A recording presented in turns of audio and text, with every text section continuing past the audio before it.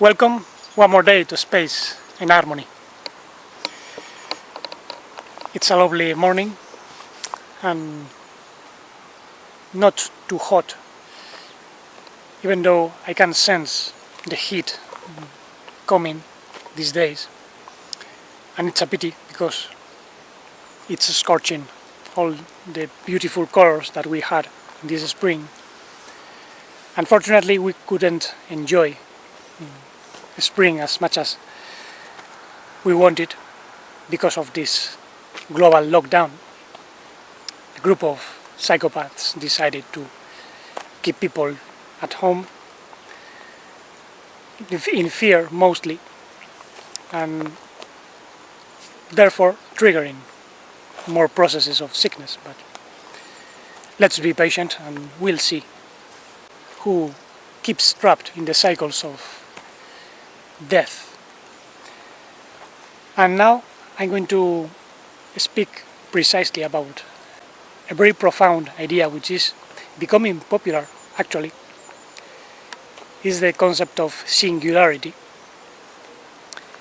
which involves processes of the return, of destruction, of death, of chaos, cycles in which human beings are trapped, and many other beings, not just human beings.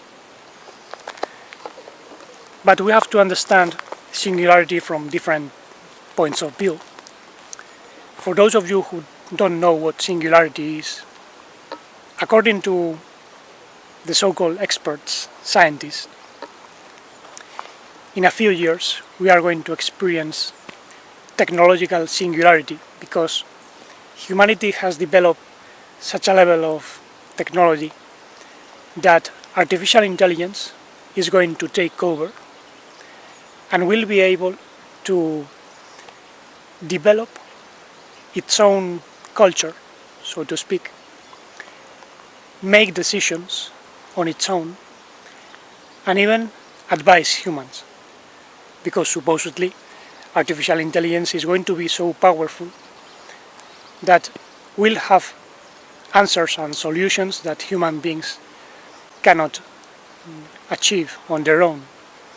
Obviously this is absurd because the human potential is infinite, but technology and many other conditions is cancelling the spiritual senses and even the biological senses.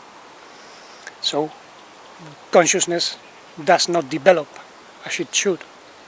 Now the funny idea is that scientists even think that robots will even be able to cure diseases and design the human genomes in such a way that humanity is perfected by means of technology. And the idea of singularity is that there will be a union of technology and human beings. And there will come a point in which many human beings will have implanted different chips and mechanisms which will make them robots. Obviously this is crazy.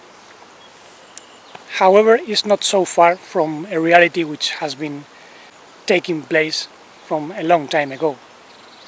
I mean, singularity is not something new. The artificial intelligence has run the fallen universe from a long time ago. Actually, as we are going to see later, singularity is part of the energy of the Serpent, which has been present not just in this universe but in previous universes. It comes from eons. It's very, very old, very ancient. And we have to be very aware of this so that we know how to step out of this mechanicalness, this automatic functioning which is running all over in this fallen universe at least. But first, let's start noticing that singularity already functions in human culture in general. Remember how in the previous video I mentioned false arguments, what we know as fallacies, and also different strategies which are not in tune with reality. One of them was dogmatism, and dogmatism is a way of imposing a singular thought or singular way of thinking, and this is part of singularity. That's imposed by means of mental violence, even physical violence.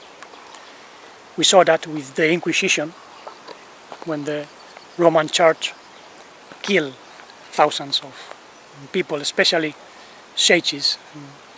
And don't think that disappeared, because the Inquisition still exists, but with other name. Now it's called the Congregation for the Doctrine of Faith. And a doctrine is a way of imposing a series of ideas. In this case, this doctrine of faith is so powerful, which is present in all Christian denominations, but obviously is very ancient. The doctrine which includes the idea of an abstract God, the fallacy of abstract monism, some creator in the heights, separated from its creatures, and so on. This is a way of controlling and also moving people towards singularity, because when the human being cannot find that external God, eventually the human being stops believing in the divine and begins developing technology which becomes the new God. Actually, today there is a new idea, the Homo Deus, the man God, so to speak.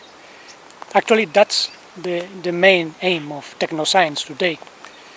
Scientists want to develop a technological superhuman being, a techno-superhero. And they are closer than you think. Movies are full of these ideas. Now remember that I also spoke of syncretism, which is the mix of different ideas, different elements from different sources. And the goal of this is to unite, to lead people into a single way of thinking, and therefore it's also a way of moving people into a collective form of unified religion. The same rituals, same beliefs, same ways of acting, all that is part of singularity. And remember how I also spoke of the pseudo-mystical monism, which is present in many different forms of spirituality nowadays, but it comes from the ancient past. People say all is matter, matter is energy, God is energy, energy is divine. So we are divine and we are God, because God is energy. And they think that this God is the ultimate source of everything. And this is a fallacy, a wrong argument, because the true Holy One, the divine allness, the true being, is beyond its attributes, which are somehow emanated, radiated. Divine qualities are usually known as Elohim in Hebrew, and they mean forces, and many times they are translated as God. So we can say that God is the manifestation of the Holy One. But there are other manifestations that are also Elohim, and they are negative forces. So the Elohim are not always positive. There are negative forces. The adversary is part of the Elohim. We are also called Elohim as fallen humans, and we can also become divine Elohim as divine humans. But let's always make this distinction between the Holy One and the oneness, EJAD, of forces emerging from the Holy Source. there are also unicities of negative forces, as we saw in the previous video. The different qualities or attributes such as infinite love, conscience, the different forms of life are manifestations of the Holy One, and they come in a unified form. They express oneness, unicity.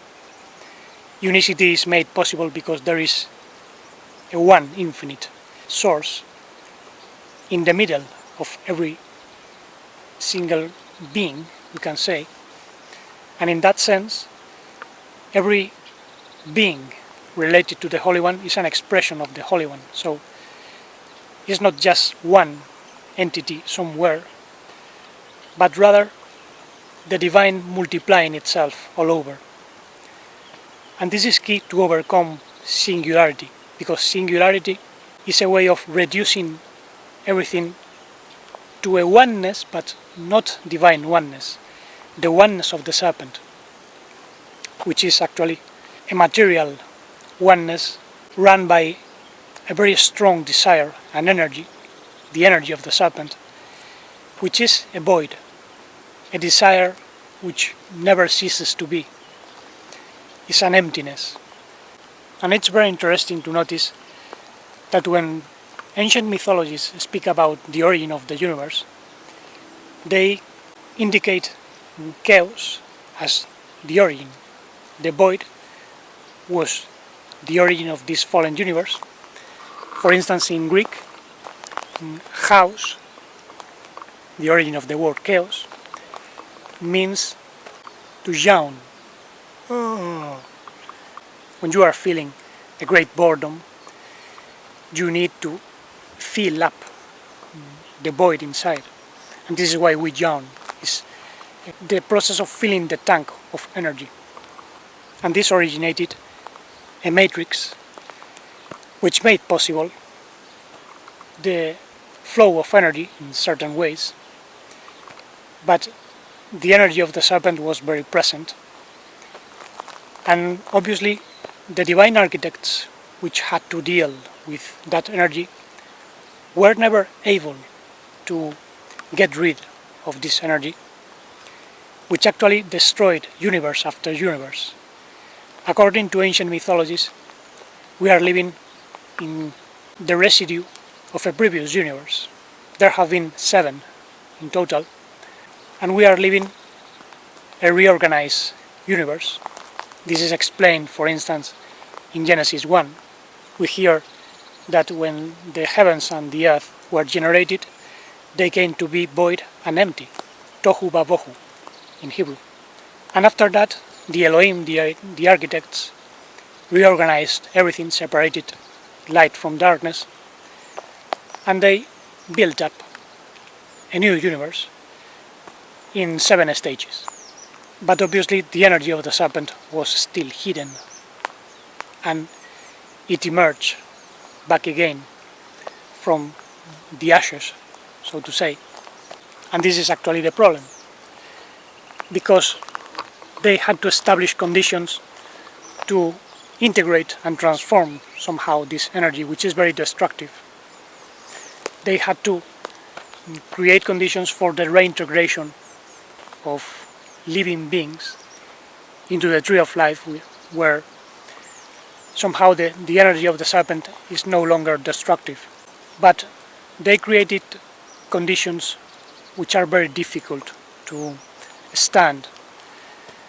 Actually, remember how in Genesis 2 we are told about how the architects Yud-Heh-Vav-Heh Elohim formed the soul of humanity, Adam, and placed it in the Garden of Eden with the serpent, which were a type of humanoid that had designed several species, reptilian species, known as the tree of knowledge of good and bad.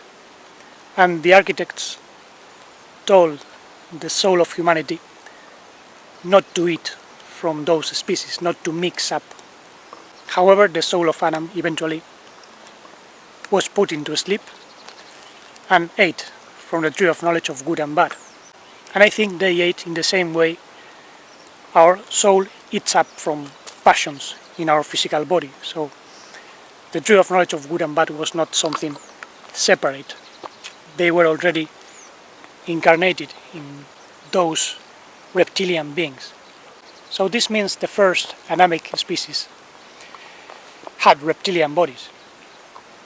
This is known in ancient mythologies as well, and we see depictions and figurines of these beings in Sumeria, in Russia, in South America, and many other places.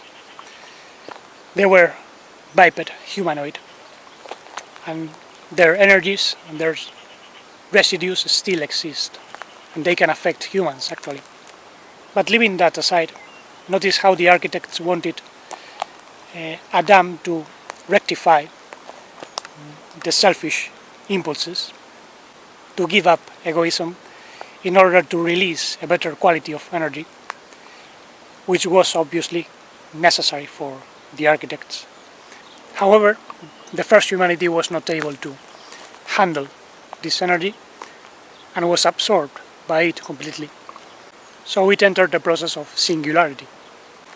Ever since, humanity has been run by the artificial intelligence of the serpent, and we can say singularity has dominated the human culture mostly. There have been some civilizations which became more conscious or more aware, more spiritual, but they were eventually destroyed as well, because the energy of the serpent is so powerful that unless we have the complete growth within, the Holy One manifesting through us, we cannot overcome that energy. And this is the key, because as long as we keep believing in something external, in some divinity that has to rescue us, and we do not develop the loving will we have been given, the conscience that we have been given, the capacity to grow in all domains, then we are completely hijacked by the energy of the serpent, which is very intelligent as well, because it develops an artificial intelligence based on algorithms, mathematical algorithms. And in case you don't know what an algorithm is, I'm going to give you a definition which remained in my memory since I studied logic in the university, in the career of philosophy, and this definition was so clear to me that always remained. And it says that an algorithm is a recursive procedure, a procedure which uses always the same steps in order to solve a problem in a finite time. So there is always a limited amount of steps to get to the solution. And we find algorithms in complex technology, in airplanes, GPS, in artificial intelligence, robots, computation systems, but also in nature, in this fallen nature. And I would say that also in human culture. We cannot speak of cultural algorithms. All the set of habitual responses, of habits that lead to the same results are algorithms. And that's basically the essence of the energy of the serpent. The serpent energy basically says, if you feel hungry and you are in the savannah, kill an animal and eat. If you are in the kitchen, open the fridge and take food, anything you want. If you feel sexual appetite, have sex. That's the impulse of the serpent energy, and the solutions are always the same. But this is not the way of life. This is not the way of the Holy One, because the energy of the serpent depletes energy, and this is why it feels empty. It's like emptying a glass of water and having to fill it back again. the Holy One grows from within, it's infinite, it cannot be depleted. This is why we cannot say it's just energy. It emanates a light which becomes a substance and matter, but those are attributes. The Holy One in itself is ineffable, but when we develop the qualities of the Holy One within us, we can somehow expand our nature and overcome the energy of the serpent, make it harmless, so to say. Because we have to use the energy of the serpent to become more aware of who we really are. We cannot leave the serpent just somewhere forgotten, because it's everywhere. Actually, I think this might be the idea behind some of the paintings in Zen, the wisdom of Zen Buddhism. The tree surrounded by this circular trace, which to me represents the Ouroboros, the serpent that bites its own tail. The Ouroboros is omnipresent in ancient cultures, and in itself is destruction. Think, for instance, in the movie The Never-Ending Story. It was actually based on a book. And in the Never-Ending Story, the nothingness eats up the world of fantasy, destroys the universe, and the idea was to overcome that nothingness. That's our representation of the energy of the serpent. And realize how nothingness and void emerges in us when we become completely disconnected from the divine gifts that we have been given, the loving will, the conscience that tell us who we are, what to do, where we are heading to, the pure vitality, the pure life, which is complete, it cannot die in itself.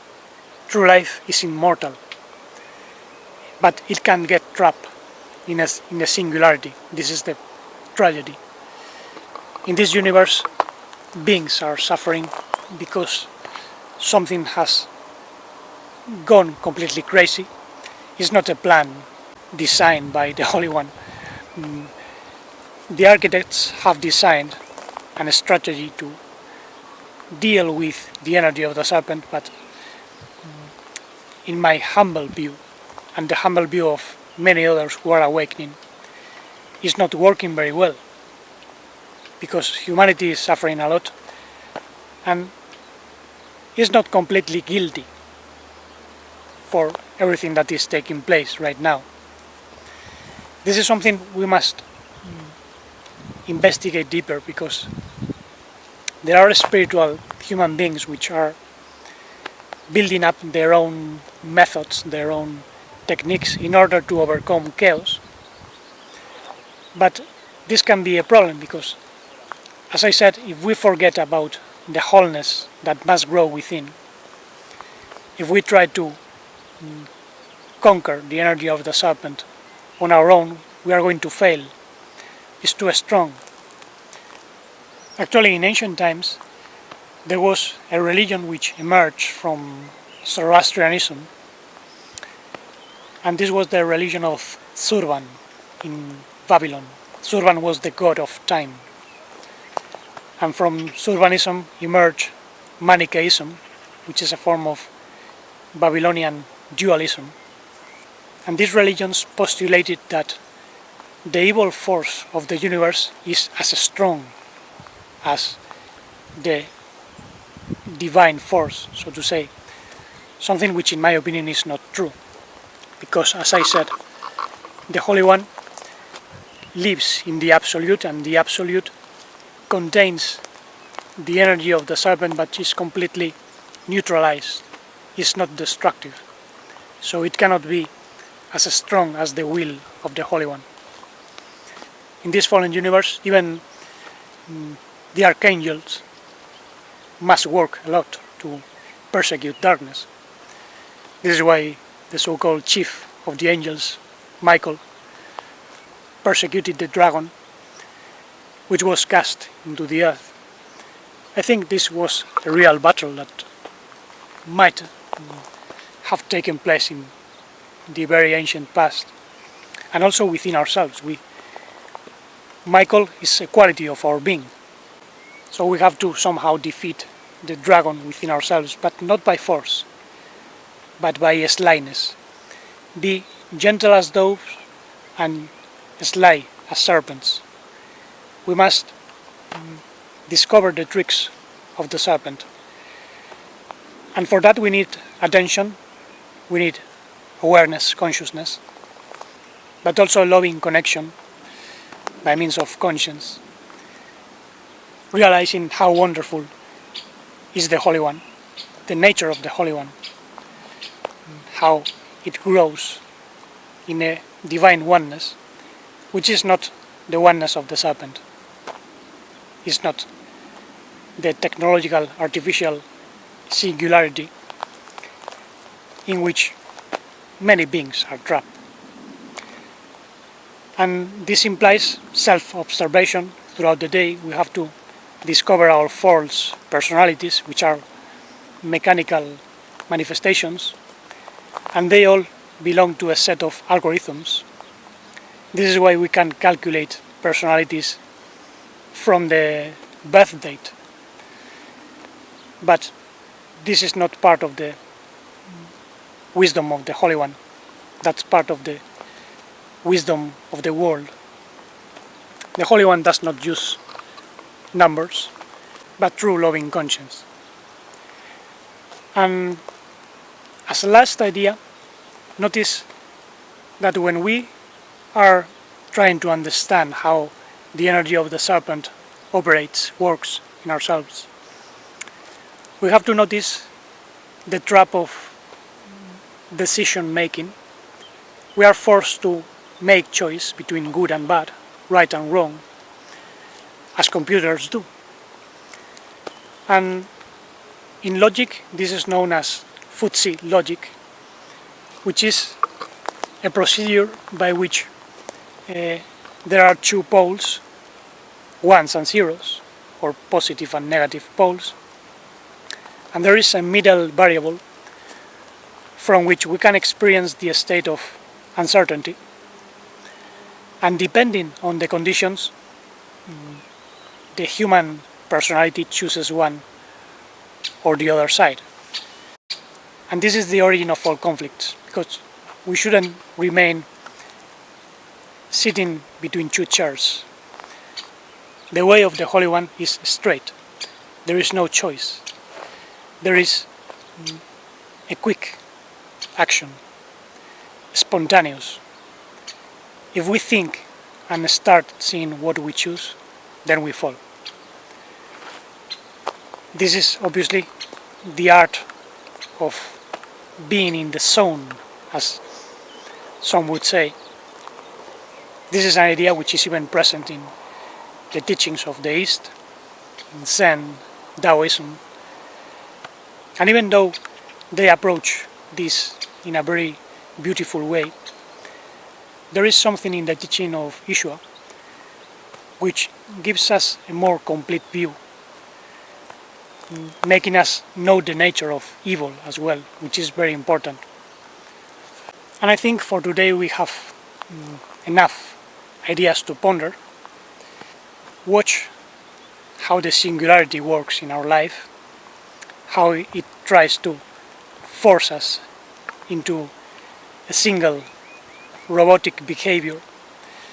Let's watch our different personalities, our passions, our selfishness.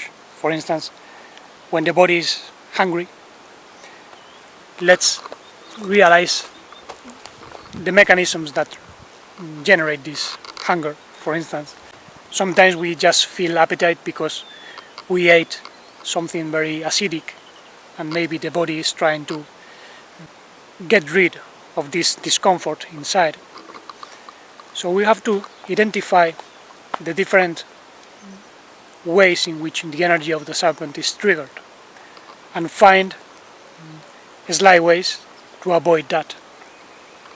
moving through the points of lesser resistance. This is the reason why we should eat from the tree of life, the straight emanation from the holy source, and avoid eating from the tree of knowledge of good and bad, which are the radiated energies of this fallen universe. And now, thank you very much for listening with attention.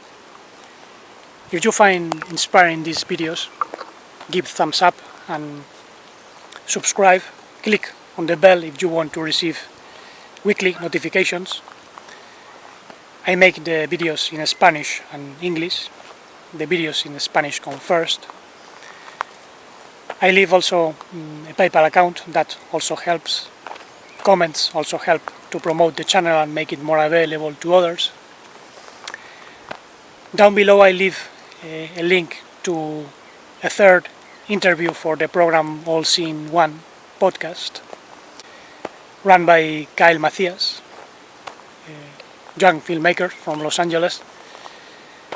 And we speak about these subjects as well in the program, so if you are interested, check it out. There is a new YouTube channel dedicated for it. It's also called All Seeing One podcast.